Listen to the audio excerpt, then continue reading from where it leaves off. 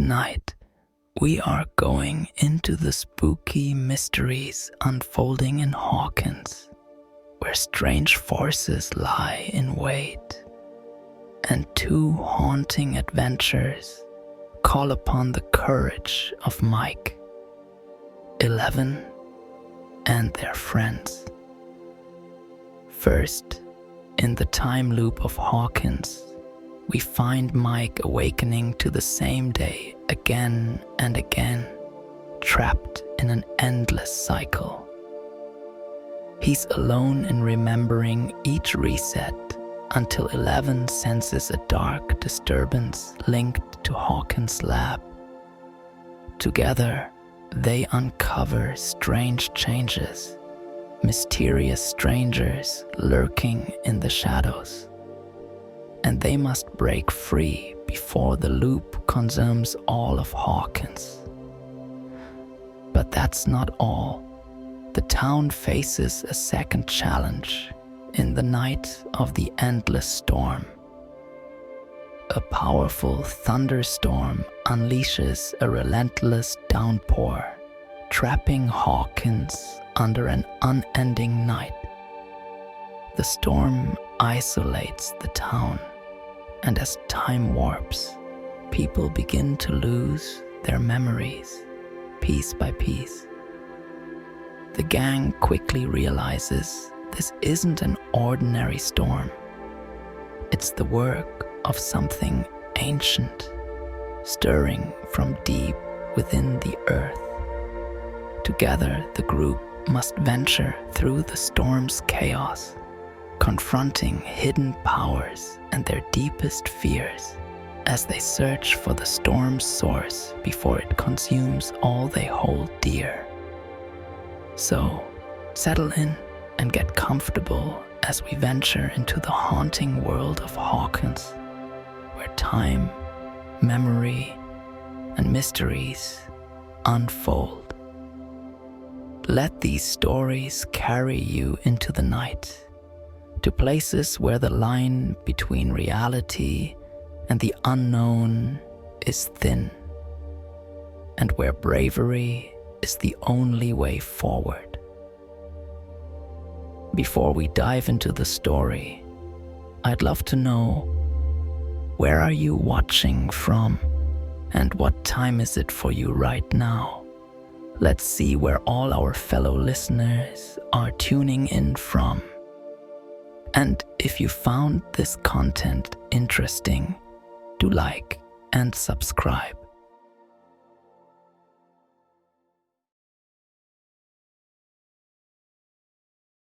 The sound of birds chirping greeted Mike Wheeler as he slowly blinked awake. The soft morning light streamed in through the slightly parted curtains, casting familiar patterns across his room. Everything felt normal, but there was something about the air, a heaviness he couldn't quite shake off. Groggily, he turned to look at the red digits of his digital clock, 7 Mulk a.m. For a moment, he stared at the numbers as if waiting for something unusual to happen, but nothing did. He shrugged off the feeling, blaming it on a strange dream he couldn't quite remember. Mike stretched and got out of bed, yawning as he headed downstairs. His family's usual morning routine was well underway. His mom, Karen, busily flipped pancakes in the kitchen while humming softly. His dad sat at the table with his usual frown, eyes glued to the newspaper, and his little sister Holly was already coloring, crayons scattered around the table. "Morning, Mike," his mom chirped brightly as she set a plate of pancakes down for him. The smell of warm syrup filled the air. "Morning," Mike replied, though a strange feeling tugged at his chest. This moment, It all felt a little too perfect, a little too routine. He brushed off the unease and sat down at the table, glancing out the window at the peaceful Hawkins neighborhood. As the day unfolded, Mike couldn't shake the odd sense that he'd seen this all before. When he met up with Lucas, Dustin, and Will later at the arcade, everything felt eerily familiar. The sounds, the laughter, the way Lucas made a sarcastic comment about Dustin's obsession with Dig Dug. It all felt like something he had already lived through. Mike turned to his friends. Anyone else feel like today is weird? Lucas shrugged as he focused on his game. Weird? Nah, feels the same as always. Dustin turned, his face full of excitement. Maybe you're feeling the presence of aliens, Mike. Hawkins could totally be the epicenter of an alien invasion. Mike rolled his eyes, though Dustin's joke did little to ease the growing discomfort gnawing at his mind. By the time Mike biked back home as the sun dipped below the horizon, the unease had wrapped around him tightly. He sat on the edge of his bed that night, staring at the moon through the window, his thoughts heavy. Was it all just a coincidence? Maybe tomorrow would be different. When Mike's eyes flooded open the next morning, he felt an immediate sense of dread, like a knot twisting tighter in his stomach.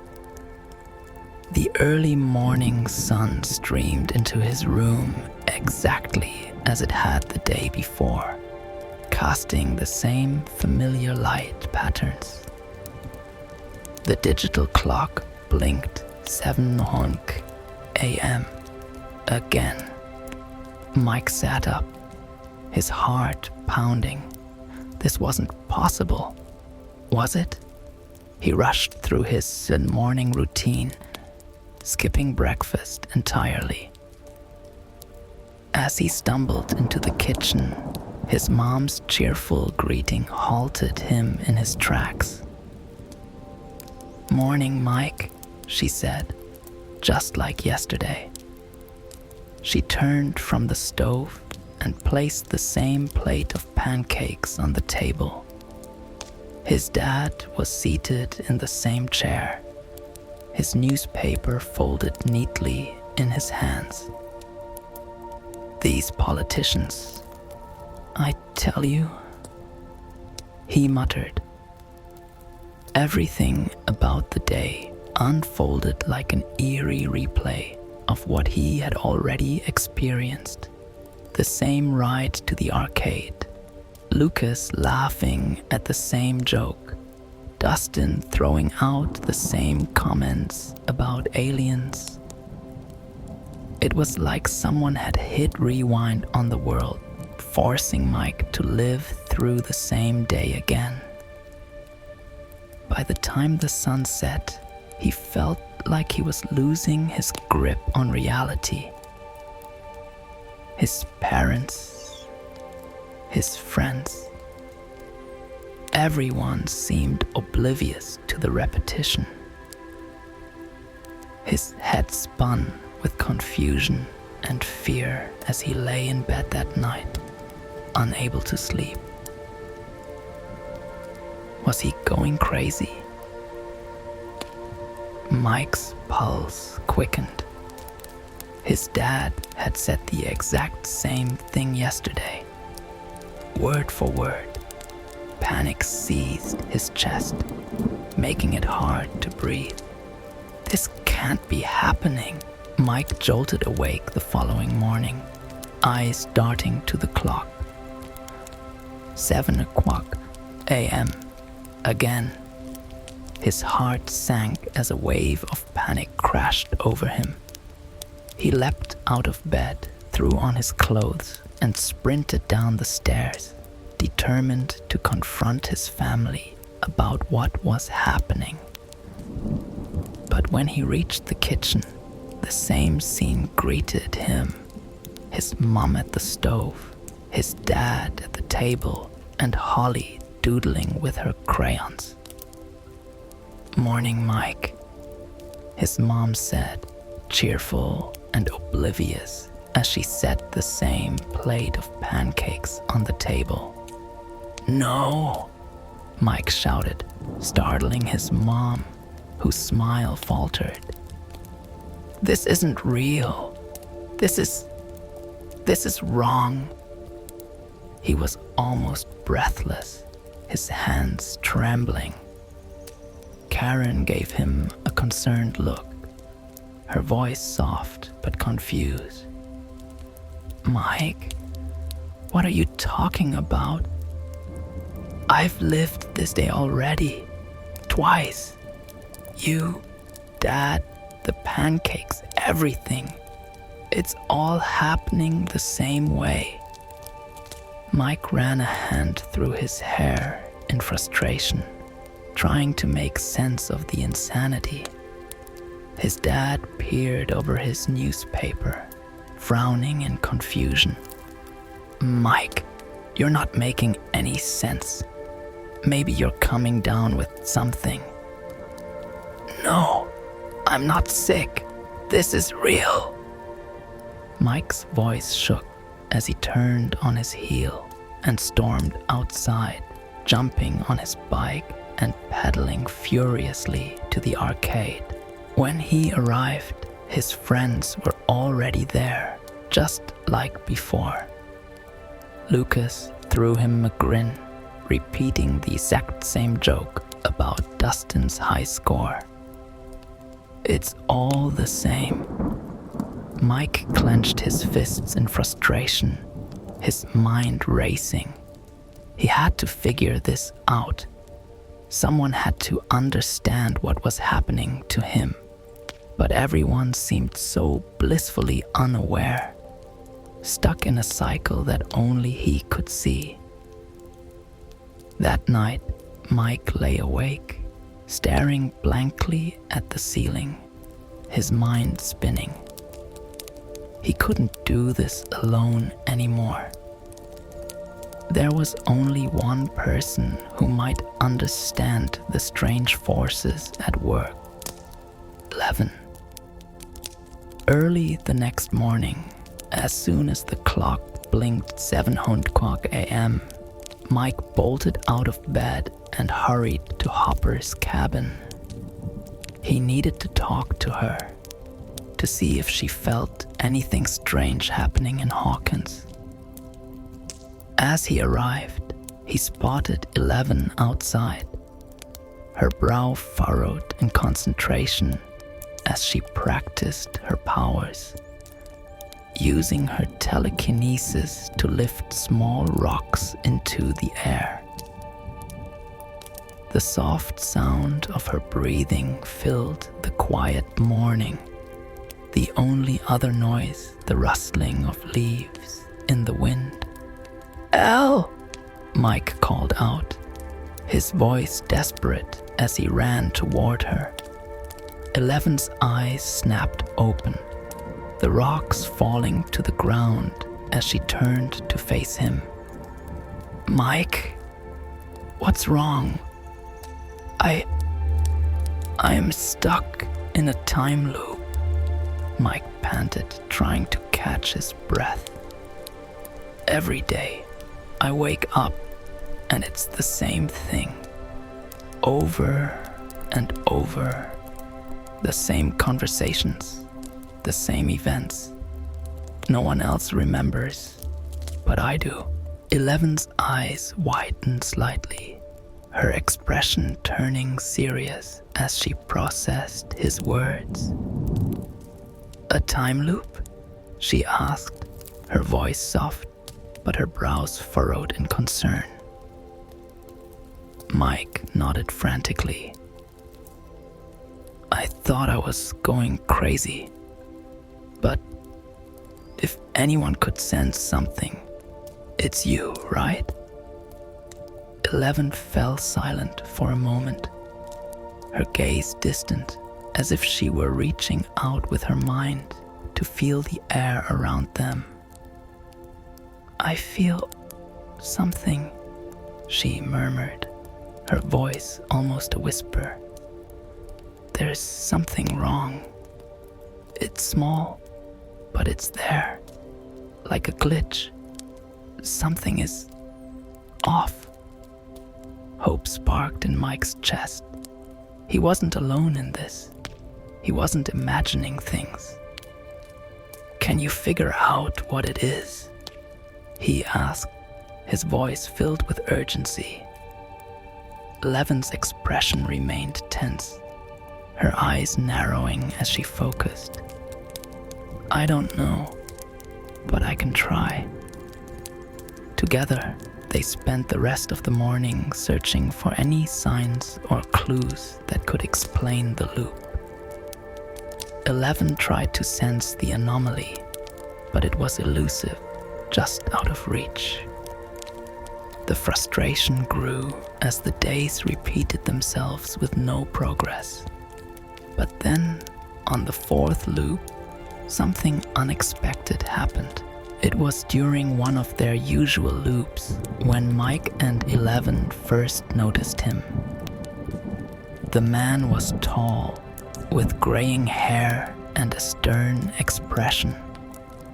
He wore a trench coat and dark sunglasses, and he walked through Hawkins with an air of purpose, as if he knew exactly where he was going. Mike had never seen him before, and his presence felt wrong, like he didn't belong in the town. Who is that? Mike whispered, nudging 11 as they watched from the shadows. 11 narrowed her eyes, watching the man carefully. I don't know. He wasn't here in the other loops, Mike added, his voice tense. The two of them decided to follow the man, staying far enough behind so he wouldn't notice them.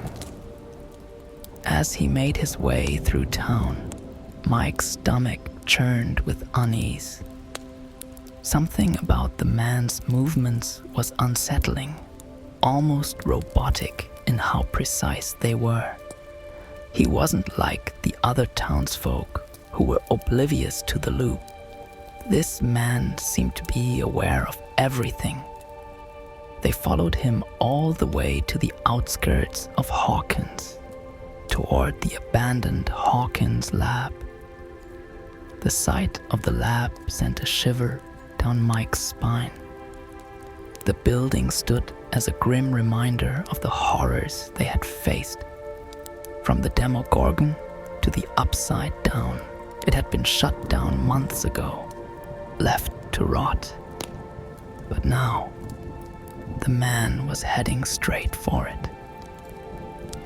He's going to the lab, 11 whispered, her voice full of suspicion. They watched as the man slipped inside the crumbling building. Mike exchanged a glance with 11, his heart hammering in his chest. We need to find out what he's doing, Mike said.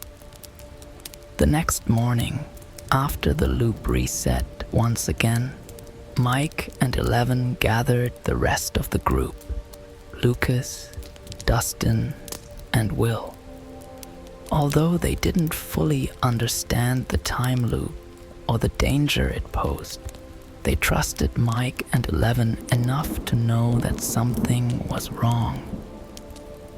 Wait, Dustin said, wide-eyed as they stood in front of Hawkins Lab. We're going back inside that place? After everything that happened? We don't have a choice, Mike said firmly. Something's going on in there, and that stranger, whoever he is, he's involved. Together, the group ventured into the lab. The air inside was thick with dust, and the fluorescent lights flickered above them as they navigated the deserted hallways. It was eerily quiet, the silence broken only by the occasional creak of the old building. They followed the path the stranger had taken the day before, heading down into the lower levels where the lab's most secretive experiments had taken place. As they reached one of the control rooms, they froze. Before Mike could answer, the stranger turned around, his face calm but emotionless. "I see you found me," he said, his voice low and measured. 11 stepped forward, her eyes blazing with determination. "What are you doing?" The man gave a small smile, though it didn't reach his eyes. "I'm correcting a mistake," he said. "A mistake that was made years ago." Mike's mind raced. A mistake? What does he mean? "This machine," the man continued, "was designed to manipulate time. It was part of an experiment conducted by Hawkins Lab, but it was never supposed to be activated." Mike felt a chill run down his spine. "The time loop, you caused it?" The man shook his head. "Not intentionally. The machine was tampered with by forces beyond our control. It's stuck, looping the same day, searching for something. 11's eyes narrowed. "What is it looking for?" The man met her gaze, his expression unreadable. "It's looking for anomalies, for individuals who don't belong." Mike's heart pounded in his chest. "What do you mean by individuals who don't belong?" The man's gaze shifted to 11. "Her," he said quietly. "The machine is searching for her." 11's eyes widened in shock, and she took a step back. "Why me?" The man's voice softened. "Because you were never supposed to exist in this timeline. Your powers, your presence, it disrupts the natural flow of time. The machine is trying to correct the anomaly." Mike's heart sank. If the machine found 11, would it erase her from existence? "We have to stop it," Mike said, his voice trembling with urgency. The man shook his head slowly. "The machine is too far gone, but there is one way to stop the loop." 11 stepped forward, her face set in determination. "Tell me." The man hesitated, glancing between her and the humming machine behind him. "You have to destroy the machine from the inside," he said. "But once you enter, you can't come back." A heavy silence fell over the room. Mike felt a knot form in his throat. He couldn't let her do this. "No, Elle," he pleaded, his voice breaking. "There has to be another way." But 11 was already walking toward the machine, her eyes full of resolve. "I have to do this, Mike. It's the only way to stop the loop." Tears welled in Mike's eyes as he watched her approach the machine. He couldn't lose her. Not like this. "I'll be okay," 11 whispered softly as she reached out to touch his cheek, her touch gentle and warm. The room seemed to blur as 11 stepped into the heart of the machine, her powers surging as she connected with the energy pulsing within. The machine groaned and shuddered, the lights flickering violently. The air crackled with raw power as the machine reached its peak. And then, blinding light. The world fell silent. When Mike's eyes fluttered open, his heart raced with anticipation. Had it worked? He glanced at his clock, 7 a.m. The morning sunlight filtered into the room, but this time everything felt different. The heaviness, the sense of déjà vu, it was all gone. He rushed downstairs, his pulse racing. His family was gathered at the breakfast table as usual, but this time the day didn't feel like a repetition. It felt real. A weight lifted off Mike's shoulders as he grabbed his bike and raced toward the cabin. As he pedaled through the streets, everything felt fresh and alive, as if the town had been freed from the invisible chains that had bound it in the loop. When he reached Hopper's cabin, he barely had time to catch his breath before the door creaked open. And there she was. 11 stood in the doorway, her face calm, her eyes bright and full of life. Relief washed over Mike, and a wide smile broke across his face. "Elle," he breathed, his voice filled with joy. She smiled back at him, her eyes soft with warmth. "It's over, Mike. The loop is gone." Together they stood in the quiet morning air, the nightmare behind them. Hawkins was safe once again, and for the first time in what felt like forever, Mike allowed himself to relax, knowing that they had broken free. But deep down, they both knew the world held more mysteries yet to be uncovered.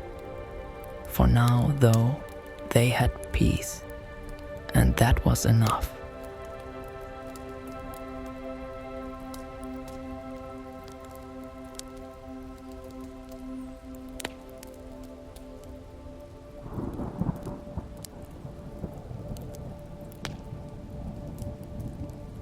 It started with a rumble in the distance, barely noticeable over the normal bustle of Hawkins. Mike Wheeler was sitting in his living room, the soft hum of the TV playing in the background as he absent-mindedly flipped through channels. Outside, the sky was a deep shade of gray, unusual for the time of year, but nothing to be alarmed about. Hawkins had seen its share of bad weather, but something about today felt different. Mike glanced outside, frowning as he noticed the wind picking up, the trees bending unnaturally against the gusts. The rumble of thunder rolled through the clouds again, louder this time, like the growl of some ancient creature awakening. His mom called from the kitchen, "Mike, don't forget to close the windows." It looks like a storm is coming." Mike nodded, though the uneasy feeling that had settled in his chest didn't go away. There was something off about this storm, something he couldn't quite put his finger on. He closed the windows, the air outside unusually warm and sticky, despite the brewing storm. By the time evening came, the rain had started, a slow, steady drizzle that tapped against the glass like fingertips. Mike sat in his room, staring at the window, waiting for the storm to pass. But it didn't. The thunder rumbled again, louder than before, and the sky outside had darkened to an inky black, swallowing up the town. He reached for the phone, dialing Will's number. It rang a few times before Will picked up, his voice crackling slightly through the static. "Mike, can you hear that? The thunder? It's been going on for hours." Mike nodded, though Will couldn't see him. "Yeah, it's weird, right? It feels like it's not just a regular storm." "I know," Will said, his voice quiet.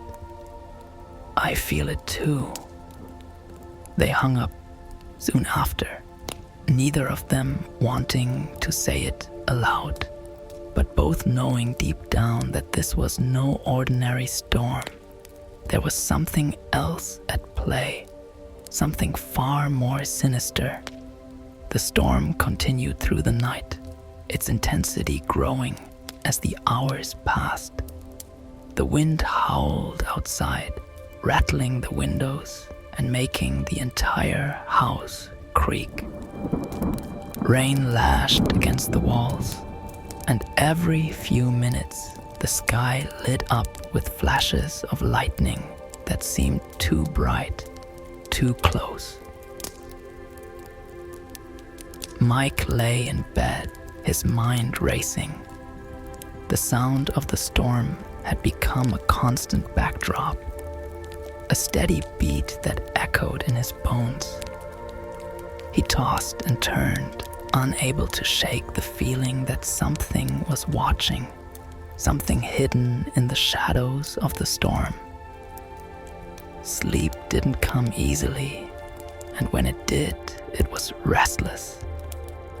His dreams were filled with swirling clouds and figures lurking just beyond his vision, their shapes distorted by the flickering lightning. The next morning, the storm was still raging. Mike stood at the window, watching as the rain poured down in sheets, turning the streets into rivers. The sky was still unnaturally dark, and the air felt heavy, thick with something he couldn't quite name. When he tried to turn on the TV, the static was all that greeted him. The phone lines were dead too, and when he ventured outside briefly, he realized the town was cut off. The storm had isolated Hawkins from the rest of the world. He grabbed his bike and pedaled through the rain, the wheels slipping on the slick pavement as he made his way to Lucas's house. The storm seemed to press down on him, making every movement feel like a struggle, as if the very air was working against him. Lucas opened the door, his face pale and worried. "This storm, it's not stopping." "I know," Mike said, shaking the water from his hair. "Something's wrong." They called the rest of the group, Dustin, Will, Max, and 11, and met up at the buyer's house, where Joyce and Hopper had been trying to make sense of the storm as well. The adults seemed tense, their faces drawn as they talked in hushed voices in the kitchen. "It's been going on for too long," Hopper muttered, pacing. "Storms don't last like this." Joyce nodded, glancing at the window. "And people are starting to forget things. Little things, but it's happening. I couldn't remember what I ate for breakfast this morning, and I always remember." Mike felt a chill creep down his spine. Memories were slipping away. He looked at his friends, worry mirrored in their faces. Days passed, and the storm showed no signs of letting up. The town was drenched, the streets empty as people huddled inside their homes, waiting for it to end. But the worst part wasn't the endless rain or the constant thunder. It was the way people's memories were slowly being erased. Mike noticed it first with his mom. She'd call him for dinner, and then a few minutes later, she'd call him again, forgetting that she had already done it. The small lapses were unnerving, but as the storm continued, it got worse. At first, it was little things, the names of streets, the day of the week, but soon, people were forgetting bigger things. Hopper had trouble recalling events from just a few weeks ago, and Lucas mentioned that his little sister couldn't remember their dad's name. Even Max, tough as she was, seemed shaken by how scattered her memories had become. The gang gathered in Mike's basement one afternoon, the storm still raging outside, the thunder a constant low rumble in the background. "I don't understand what's happening," Dustin said, pacing. "It's like the storm is eating our memories. I've been trying to use my powers to figure out what's causing it," 11 said, her voice quiet. "But it's too big. I can feel it, but I can't see it. It's like the storm is blocking me." "Something's controlling it," Mike said, his voice low. "It has to be. This isn't natural. We need to figure this out before it's too late," Will said, breaking the silence. "We can't let the storm take everything." Mike nodded, determination hardening in his chest. "We need to go to the source. We need to find out where this storm is coming from." With a plan forming, the group set out to investigate the storm. They had all felt its unnatural presence, and they knew that to stop it, they had to confront it directly. They packed what little gear they could: flashlights, walkie-talkies, and a few snacks for energy, and made their way toward the edge of town. As they ventured deeper into the storm, the rain grew heavier, the wind whipping at their faces. The sky was a swirling mass of black clouds, and the lightning came more frequently, illuminating the landscape in brief, jagged flashes. Every step felt like a battle. The storm resisted them, pushing back with an almost sentient force. But the gang pressed on, their determination stronger than the storm's fury. They reached the old Hawkins Lab by mid-afternoon, the building looming like a dark silhouette against the storm. The lab had been abandoned for months, But now it seemed like the source of the storm, the place where everything had started. As they entered the building, the air grew thick with tension. The storm outside seemed to press against the walls, as if it was trying to get in. The hallways were dark and damp, and the sound of their footsteps echoed eerily through the corridors. 11 closed her eyes, her brow furrowing as she reached out with her powers, searching for any signs of what was causing the storm. The rest of the group waited, their breaths held as they watched her. There's something here, she said after a long moment, her voice barely above a whisper. It's not just the storm. There is something else. Something from the upside down. A chill ran through the group. They had all hoped that they had seen the last of the upside down, that the horrors they had faced were behind them. But it seemed the upside down had found a way back into their world. The deeper they ventured into the lab, the more the air seemed to hum with energy. It was as if the very walls were alive, pulsing with a dark force that was tied to the storm outside. The wind howled louder and the lights flickered, casting long shadows that danced across the cracked walls. In the center of one of the largest rooms, they found it, a massive portal, swirling with dark energy. It crackled with electricity, the storm outside feeding it, twisting and bending reality itself. This was the heart of the storm, the source of the strange occurrences in Hawkins. But the portal wasn't empty. A figure stood at its edge, barely visible through the swirling energy.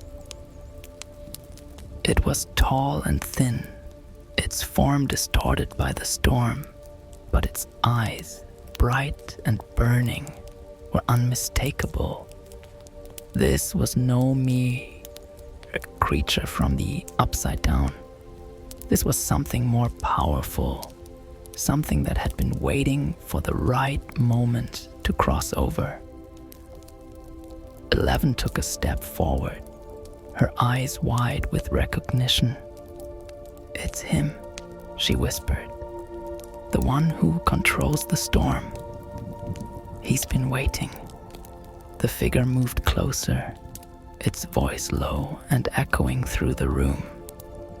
You cannot stop me, it said, its tone filled with a chilling certainty.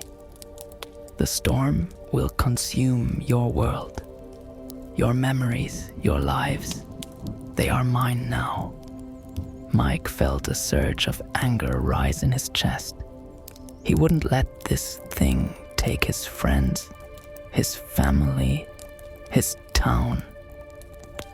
We won't let you, he said, stepping up beside 11. The figure laughed, a cold, hollow sound. You're already too late. The room shook as the storm outside intensified, the wind and rain battering against the lab.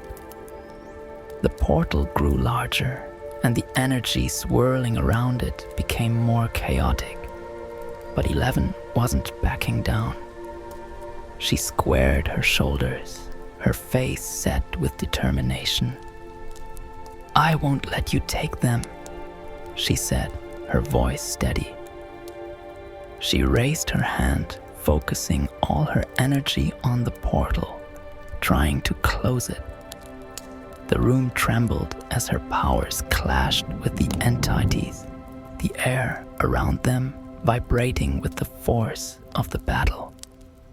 Mike watched, his heart pounding in his chest.